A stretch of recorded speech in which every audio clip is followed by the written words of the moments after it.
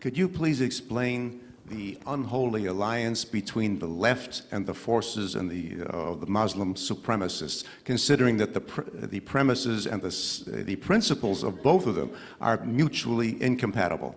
Okay, so they're not mutually incompatible to point A, they are to point B. What I mean is that it's a timeline.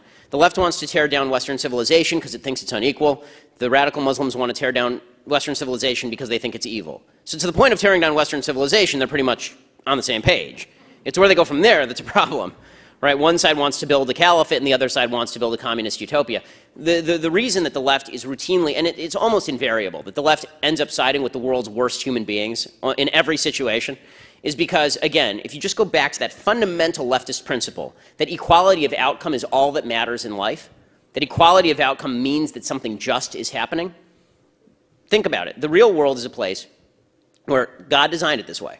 I believe this. God designed it not for every individual, but certainly for the vast bulk of humanity. If you do responsible good things with your life, you will be more successful than if you do irresponsible bad things with your life.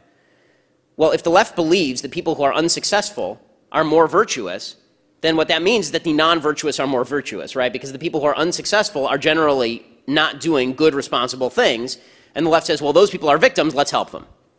Right? So the Muslims in the Middle East are victims of Israel. They must be victims of Israel because Israel's rich, and its neighbors are not. So they must be victims.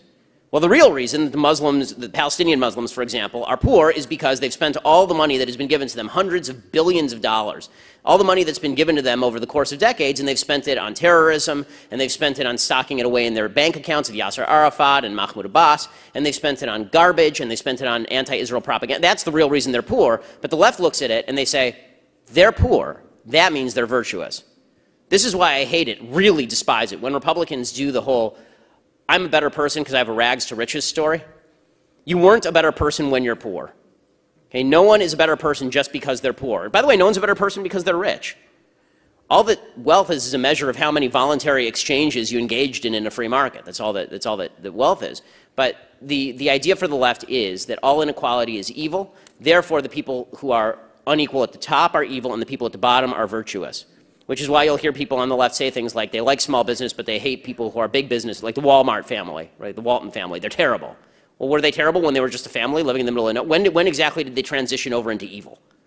Right? When they became successful enough, because their success meant, by necessity, according to the leftist worldview, they were depriving others of their fair share.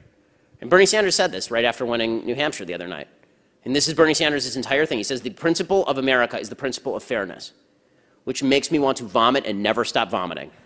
The principle of America is not fairness of outcome. And he was talking about fairness of outcome. He said, oh, it's unfair that 1% of the population lives with more wealth than 90% of the rest of the population. And